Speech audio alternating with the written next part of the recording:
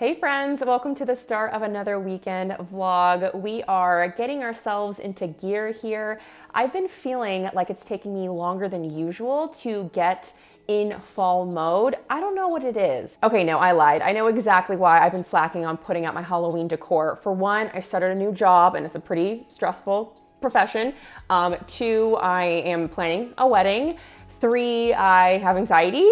So yeah, when you really list that out, it is pretty obvious why Halloween decor is not at the top of my priority list, putting all the stuff up. It's really fun shopping for things, but then when you actually have to put it out, it's like a whole level of an activity. The reality is it really doesn't matter if I decorate for Halloween or not, if I do it at all, if I do it a little later on my own personal time schedule. So I should keep that at the forefront of my mind because I have been getting a little down on myself for not being able to do it all, when really it's a tall order to be able to do all these things and do them well. With work now on pause and set aside for 2.5 days for me to just live my life, start getting into Halloween mode, resetting for fall, I went and picked up a new book at the library. It is called The Cafe Between Pumpkin and Pie.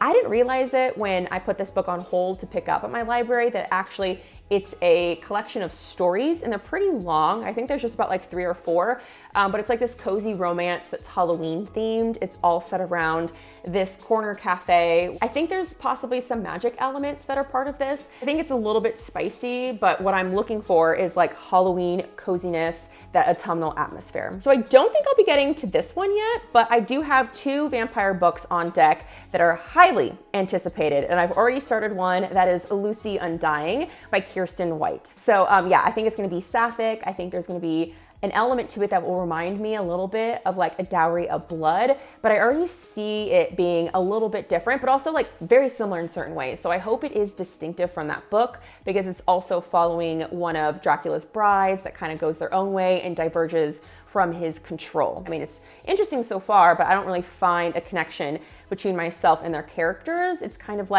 my connection to Dracula and that story that's keeping me interested. So hopefully this book puts something in front of me that makes me feel compelled to continue it, because I have been DNFing a few books recently because life is too short. Fall is definitely too short for me to be reading books I don't enjoy. So the intention for this weekend is really to reset, to get myself ready for fall. So making sure I have all my favorite seasonal treats and snacks, getting to obviously some decorating because I really feel behind on that. Thinking about if there's anything I need to get out of storage that is for clothing or accessories, making sure that's readily available for me to use these things that I've purchased and I love and I haven't seen for many, many months. Oh, hello there. I'm coming at you basically as a whole new woman. I spent about 4 hours in a salon chair. All I told my stylist, who's a friend of mine from high school actually, that I wanted fall vibes. I don't come in with pictures or anything like that. I was just give me fall. I want that. And she did not disappoint. And while I'm here in the area, I actually looked up online because I had a sneaking suspicion I'd find one here. They do have a Spirit Halloween, so I'm in their parking lot right now. I have to admit to you, I have yet to go to a Spirit Halloween this year. I know, isn't that shocking? A Halloween lover who isn't running over there every day. But here's the thing, Spirit Halloween is fun, but I'm not a big animatronics person. Of course I appreciate them. I love all the spooky vibes, but I don't really have a huge space for that. So it's not like I'm a consumer of animatronics. That wasn't a really big thing for me growing up. I'm also not a big costume person. I don't put a lot of energy or time into that. I just really love spooky earrings, shirts. I do love me some merch. It's not like I'm not spending my money on these things. I just think not every Halloween lover has to like every Halloween thing. So let me know your popular Halloween thing that you don't love. I'd be very curious. For me, it's costumes and it's animatronics that I'm not over the moon about. Of course I enjoy them, right? But I'm not a big consumer of that. Or that's not an aspect of Halloween that I'm spending the bulk of the season planning, preparing, and doing. But I think I have to check out Spirit Halloween at least once. They do have some really cute mugs in there and their decor is pretty cute. But I don't think the quality is always the best, if I'm being honest. It's not Michael's level of awful quality. It's not there, but I think for the price, it is pretty expensive for a lot of things. And I just think that there's things on Etsy I could spend my money on that are Haunted Mansion or Corpse Bride themed that are actually way cuter or more creative than what Spirit Halloween is supplying. But you know, you got to go in at least once. So maybe I'll surprise myself and find something that is really exciting to me, enough for me to like fork over my money. So we shall see. But this will really help me get into the Halloween spirit, because the atmosphere in Spirit Halloween, when you have a large place that's really going all out to show you the animatronics for their theme that year, there's nothing more atmospheric than that. So let's head on in.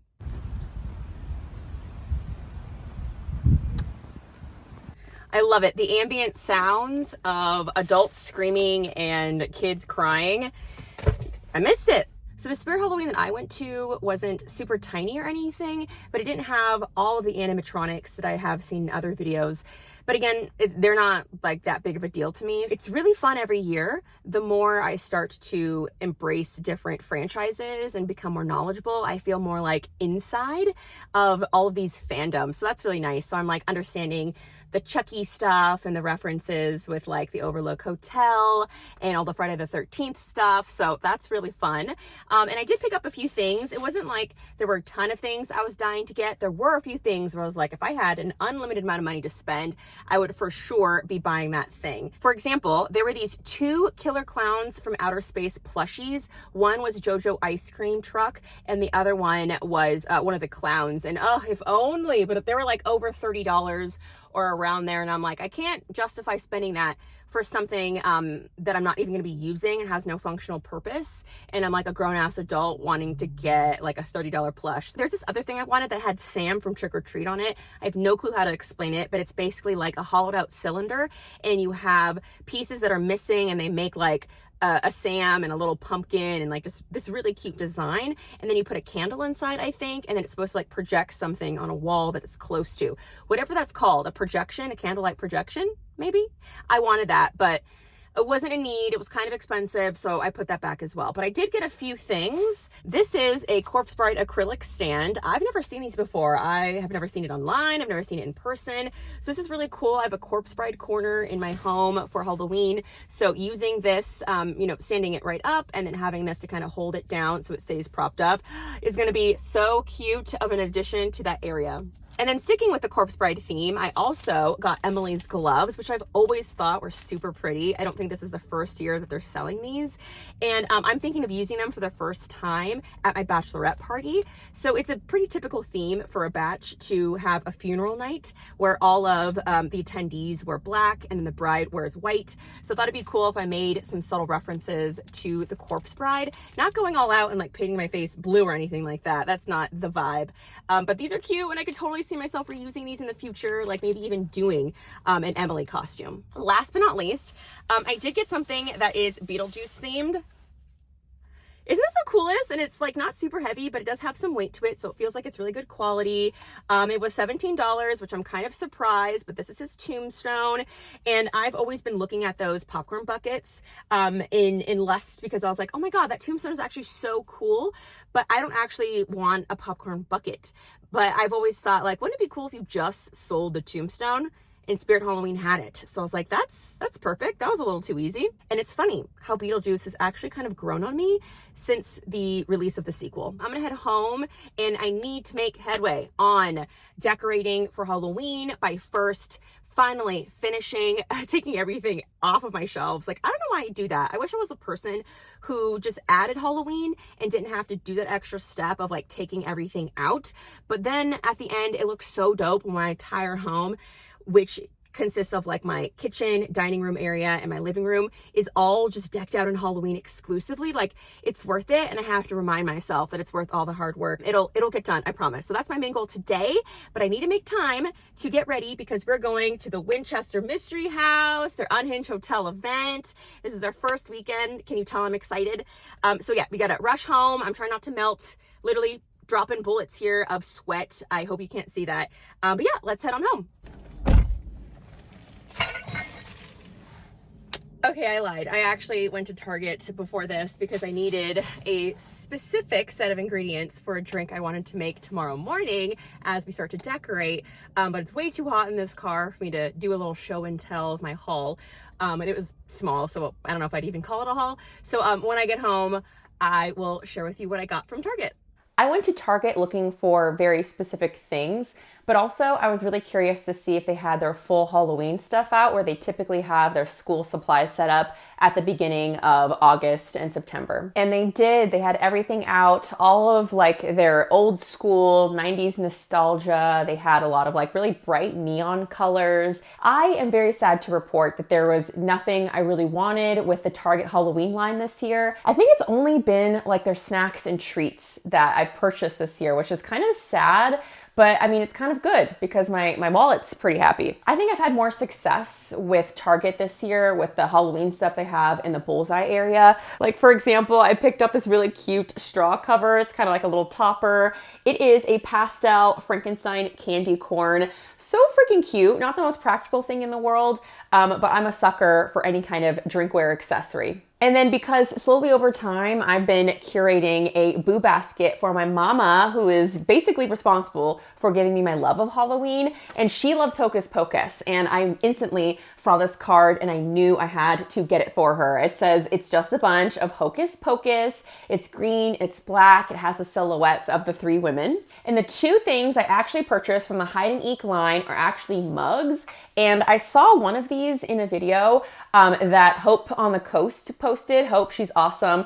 And she had a Halloween haul video and she was drinking from this spiderweb mug and she said it was from Target. I love how simple it is. I love how it's the cobwebs contrasting with the black. It's one of my favorite kind of shapes. It's just super satisfying. Just like this one too, the bats. So it's kind of like an inversion of this where you have a lot of white being contrasted by these black bats. I love how minimalist this is. It's very whimsical. And again, something I could use all year round. I also picked up for $1 each these 2 packs of 6-count vampire fangs that actually glow in the dark. I'm gonna be making a special drink with this, so I also needed some red glitter gel to be a part of this little drink project. And then I did need some cranberry pomegranate juice too. So the plan is that tomorrow I'm gonna be trying my hand at crafting these vampire mimosas. I saw this reel on Instagram, as one does, and I'm like, hey, I could make that. And it's also very appropriate because I have been reading some vampire books this weekend. You know me, I love a good theme. And the last thing I purchased from Target is gonna be a food item. It is gonna be these white chocolate hot drink bombs. I love that this changes the color of your milk that's been warmed up to a nice bright orange. Speaking of Target fall treats and snacks, I did get a few more things the first time I went to see their Halloween stuff last weekend. So I'll share that with you here with the caveat that this is a one-time shopping trip purchase that will last me probably even after fall. So just keep that in mind. These are not things I'm constantly purchasing. This is just like a one and done thing for me that will last me. Obviously, I'm a big Reese's peanut butter fan, so I obviously needed these peanut butter pumpkins. Oh, and they're also like bats and ghosts. How cute. And then I love these fruit gummy fangs, besides the fact that they're really great to just add onto drinks by kind of spearing them with toothpicks. I really find that these taste good. Like some gummies just don't taste good, especially if you find things like this on Amazon. It's just like, ugh, they don't taste great. But these ones actually genuinely are yummy. I'm looking for a very specific sugar cookie taste. I don't know. If these don't work out, then I'll be sure to purchase some actual sugar cookie mix and make them myself. But I love the designs because they have a Frankenstein, they have a bat, they have a ghost, they have a jack-o'-lantern. So I thought these would be cute and I really hope they taste good. I am a huge candy corn lover, so I got this Harvest candy mix. I also really love the pumpkins. I'm not a fan of the candy corn that has like the brown, the orange, and the white. I put up with them, but I like all the rest of them. So I need lots and lots of candy corn because my fiance loves to make candy corn white mochas, and that does require a big amount. And the last 2 things I got here are gonna be really fun additions to my lunch when October rolls around. So we have this Harvest Trail Mix variety pack. It has our candy corn crunch mix, the Scarecrow crunch. So just a little bit of fall, a little bit of Halloween makes work a little bit more enjoyable. I genuinely buy Welch's fruit snacks. There's just something about them that are just so satisfying and nostalgic, and I think the Welch's packs are the only acceptable version of a fruit snack I'll get as an adult, where I don't feel like other people are judging me. So I thought these would be so adorable because they're in the shape of like witches, ghosts, haunted house, bats. Last but definitely not least, I did get 2 packs of the Pillsbury Halloween cookies. One of these I'll have this year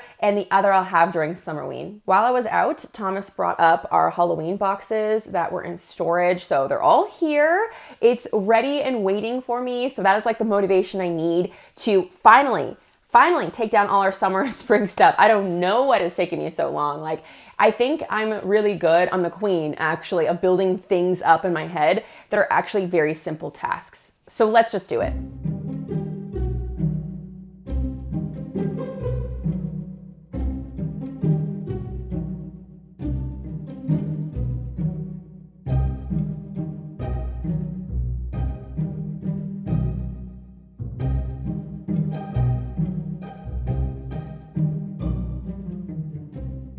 Ready and just down the street of the Winchester Mystery House. The theme for this year is Unhinged Hotel.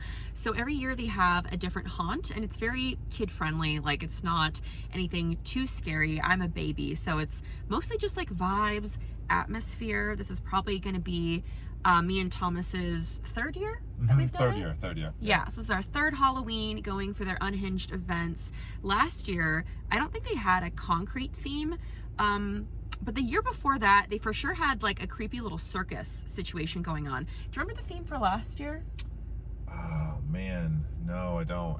It felt like, oh, I know, the theme for last year was like this 1920s vibe. Remember all the flappers and stuff? Yeah. Yeah, that's right. They had like live actors and performances that were very like 1920s. I probably won't be able to talk a lot and film myself there because the lighting is probably going to be atrocious since it's so dark right now. But of course, I'm going to take lots and lots of B-roll and I'll let you know how it goes. We always have a lot of fun. I'm really looking forward to it, and hopefully we can get our hands on some blood bags.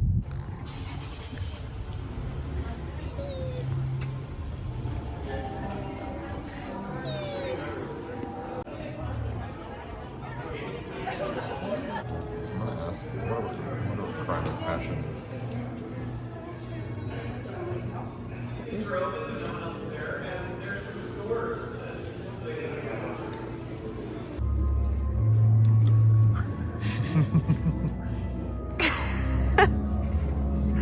Is it hard? No, I just want you to take a lid off. It's easy. Oh, okay. Okay, my turn to take my little Jello shot medicine. So this is a blueberry Jello shot syringe.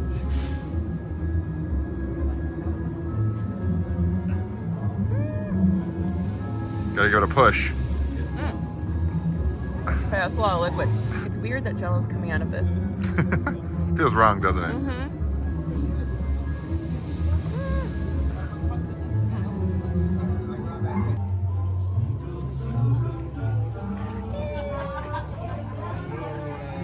Time to get haunted.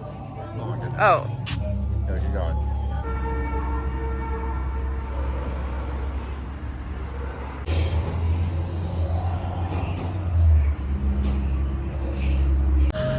Okay, that was really fun. I loved it. It was different this year because there weren't 2 paths, it was just one. Yeah, it was a great time. It was very long. It was long, yeah. I don't think it was like a favorite, but now we have our blood bags, which is kind of like a tradition at this point. So cheers, Tom. Vampire blood bags. Yeah, you don't want to get it confused with other blood bags, of course. Is that kind of orangey? Yes, it has like a oranginess to it. I love it. So yeah, we're just gonna hang out, have some fun, just meandering. They have the whole place open and it's really decorated. So freaking cute for Halloween. They have like tarot card readers, fortune tellers. Yeah, just fun little things to eat and drink. So we're just gonna hang out and enjoy ourselves as we kickstart Halloween season at the Winchester Mystery House. I'm finally washed up and ready to take on the day. I've basically just been on the live stream that Kelsey from Simon Slashers has been hosting to plan and prep for the start of Halloween-a-thon, which begins on the start of fall, September 22nd. So what I've been doing today is creating my graphic for my game board on Canva, and then I sent that to the online printing service for my local FedEx, which happily enough for me, because I hate driving on the weekends since I do it so much for work, it's just down the street from me. So I'm gonna pick that up today when it's done around 1 o'clock. But the whole goal of this vlog was to get me really into the Halloween spirit. So finally being able to do a few things, put up some decor now that I kind of get a little bit of inspiration as things have been removed. That's been really fun. Like I have this little chair that I use for gaming most of the time. So it's super close to the screen because from a distance, it kind of strains my eyeballs when I'm playing video games. It's blue, a baby blue. Like that has no business as a color in my home during the Halloween season. So I covered that baby blue chair with some blankets and I added some of my like favorite pillows and plushies that are small and that fit on it because it's kind of like a little eggshell. And as you can see, my home is very much in disarray, but you know, you kind of have to create a mess and just like keep going through it and eventually it gets itself all in order. So things are moving, things are going, and I definitely feel the Halloween spirit. Last night was so fun. I know I've already talked about it, but that place is so magical. I can go there a million times and truly never get bored of it. Although it wasn't as fun as like years past for their Halloween haunt events, it's just one of my favorite places. Okay, enough of my yapping. I only have so much time today, Sunday, to get all of my decorating in order. But I'll let you know once I've picked up from FedEx my Halloween-a-thon game board. I'm really excited. I've never used this printing service before where you upload something online and you pick it up in store. So I hope everything is all aligned, nothing got cropped out. So I'll show you and hopefully I have good news to share. Okay, I'm silly. I didn't realize that actually my FedEx print that I purchased this morning isn't going to be available for me to get until tomorrow. So I'll insert some B-roll here if what I ordered actually worked out and was what I had in mind. I feel so accomplished right now. I'm already starting to put some little touches of Halloween around my home. I already, a few hours ago, wrapped up putting all of my spring and summer stuff into boxes. So I have those over there. There's like 4 tall boxes. Those need to go into storage. I'll tell them thank you for the memories, but bye-bye for now, because it is time for Halloween to shine in my home. I'm already getting really excited with just what I've done so far. There's just a few things that I've come across as I'm opening up boxes of Halloween stuff where I'm like, ooh, I totally know where this is gonna go. So I have a few things here. And then I'm just right now taking a little break. I made myself the cutest little drink. It is called a vampire mimosa. I saw this on Instagram with like a little reel and it seems super quick, super easy to find all of the items. So I have red glitter gel that I added on to the rim of this glass. And then obviously you need champagne. The original drink recipe called for pomegranate, which is a little bit more of like a deeper color. I'm not a huge pom juice person, so I did like a hybrid of both cranberry and pomegranate. The original recipe called for red glitter gel, but I'm like, there's really no point in me purchasing that when I could just use the pink stuff I already have. So I added that in, and then I added a plastic glow-in-the-dark vampire fang.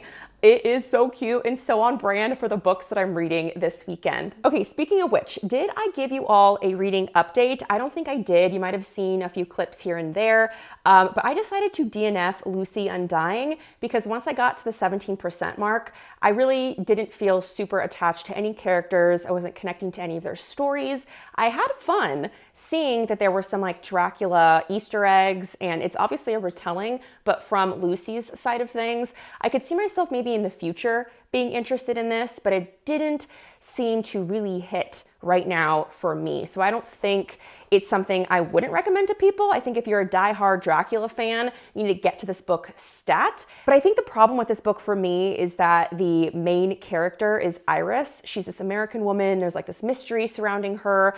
And I'm just like, tell me what the mystery is. Tell me how she's connected to Lucy, it just feels like they're dangling this mystery in front of us. And I just want to know the information. Like there's really no purpose in my brain for why you wouldn't just tell me this secret. And because it is like that dual timeline, I was just getting really impatient and also a little bored with Iris's side of things. I think it also had a lot to do with the fact that I was itching to get to So Thirsty by Rachel Harison, because that audiobook came from my library at the very same time Lucy Undying did. And literally right now, I just finished the book. So just kind of keep that in mind. I haven't had a lot of time to process So Thirsty. This is a new release from Rachel Harison, and I have a pretty good track record with her stuff. It's kind of tough to like immediately talk about a book that you just finished, but I feel like I'm not going to give a rating because I don't think I've really been into rating books recently. It's kind of like I loved it, I liked it, or I DNF'd it. Those are like my three categories. And I think if I had to put So Thirsty into one of those three, obviously I didn't DNF it, I think I liked it. I didn't love it. The books I've loved the most from Rachel Harrison's backlist are going to be the books that I personally connect with the most, where because she talks about so many women-centric themes and has a lot of commentary geared towards specific like niches within the female experience and like that world. I think that there's some things that hit for me and some things are misses. But overall, every book is written so well and is a very unique approach that I always seem to appreciate, even if I don't connect with it personally. So for me, books like Such Sharp Teeth and also The Return, they really hit on things that were very, very, very relatable for me. Whereas the themes in Cackle or in Black Sheep more recently, they didn't really hit. And sadly, that's kind of how it feels for me when it comes to So Thirsty. Female-centric shame is a big, big theme in this story. The main characters, there's two of them, they're besties from like high school, and they have a lot of history together, but like many adult friendships, they don't necessarily have much grounding in the present. Like the bulk of what keeps them together in the present moment is their past that they have together. And I just didn't find them to be multi-dimensional, but I think I'm kind of viewing them as like two aspects of one person. So Rachel Harison is kind of like externalizing through these two characters this like internal struggle that women have within themselves. You know, the really restrictive, shameful parts of you, which you could see through the character of Sloane. And then I think the more like wildness of Naomi, that chaotic, destructive nature that you also can possess at the same time. So there's that duality that we have within all of ourselves. And I think she maybe purposely put them into two different characters. And I think there is a long history, obviously, that people research and talk about regarding the representation of vampires in a more like metaphorical, allegorical sense. And I think traditionally it's like vampires are seen as a metaphor for things that are sucking the life out of you. But in this book, Rachel Harison subverts that. So it's kind of not seen as a traditionally negative thing. It's like, okay, actually, when we think about this in the context of women, it is something that is demonized, going after what you want in the world. And it's something that maybe women like myself focus on, like the negative consequences, like who's being harmed in the process of you getting what you need. And it's like, yes, vampires need to survive by drinking blood, but it sits within the metaphor, like what I'm talking about, because in order to like get what you want out of life, regardless of your gender, you do need to harm people in the process. And that could be a very like guilt-ridden kind of thing to have to grapple with, and there's shame with that. All you seem to fixate on is the ways you're harming other people rather than what you should be deserving as you're going out into the world. As you can tell, I got a lot out of this book, but I don't think it was, giving me life. Like there's books I've read where I'm like, literally so on the edge of my seat. I want to finish it. I'm super compelled. This one just didn't do that for me, which is sad because it was highly anticipated, but you can't win them all. They are still going. The weather is very gloomy. I'm living for it. It's like they knew I'm decorating for Halloween today. But I did want to share a little bit about what I've gotten up to so far. So of course, Mr. Stay Puft is here, and I'm kind of blocking my Wi-Fi router and our PlayStation setup with some very tall items. These decor pieces I specifically sought out because I really tried to think about getting pieces that have like different heights. I'm learning over time that there are many ways you can like stack things up and layer and have different tiers of things. So I'm liking what I'm doing here. I'm not finished just yet. So it's a work in progress. I already showed you my Sam and Ghosty chair situation to cover up the blue. And I'm not done over here just yet, but I really, really, really love all the planters I got. I got 2 of them from At Home this here, and I just love this shape, especially for this little plant here, which I think is like a pothos. And we have our succulents, this little thing my bestie gave me. These are little coasters, so I'll put this back right here. Yeah, I love different heights. And then over here, we have my 2 pillows and then a blankie. I don't have that many pillows. I thought I had more. I guess I'm just not a big pillow person. And then I'm starting to create the situation right here on the coffee table. Everything else is a big fat mess. So yeah, it's a lot, but you just kind of have to go straight on through, and hopefully at some point today, it'll be all finished. All right, so I think I'm gonna call it a night. I did a whole lot of decorating. Like, I think I did way more. I accomplished so much more than I thought I was initially capable of doing this weekend. So I'm really happy that I was able to push through a lot of that anticipatory dread I get sometimes when I have goals that I set for myself for some reason. Whether it's something that's like more adulting of a task or it's something that I've set up for myself, I still have that dread about starting something. So even if it's something that's fun, it's still a lot of cognitive work to kind of get myself through the initial barriers that I set for myself. I'm really proud of myself for everything that I did today. Like, it's looking so great. I love all of the really cute touches. I feel like I have a lot of different pieces with different styles and they're fitting in different corners. So it's fun to see different parts of my spooky personality shine through and be able to curate a space that's already feeling magical, even though I'm nowhere near done. There's still a lot I want to do regarding lighting and making the space a little bit more warm and cozy. I don't think there's anything I really need to buy at this point. I have everything. There's a few things I want to replicate from last year that I really love. So there's no, reason why you need to be recreating the wheel every year or even buying new things. I initially thought, like, isn't that a little repetitive? But then I asked myself, well, why was I thinking about doing the same thing in the first place? Clearly I love it, and it's only up for 2 months. Well, I guess a little less than 2 months last year and even this year. So it's not like it's always like that. Yeah, just kind of working through those kind of like mental blocks, but I'm loving it. It's really, really fun to see everything come together finally after so many months of plotting and planning. So I'd love to know for yourself, what are you doing to reset for fall? Let me know down below in the comments.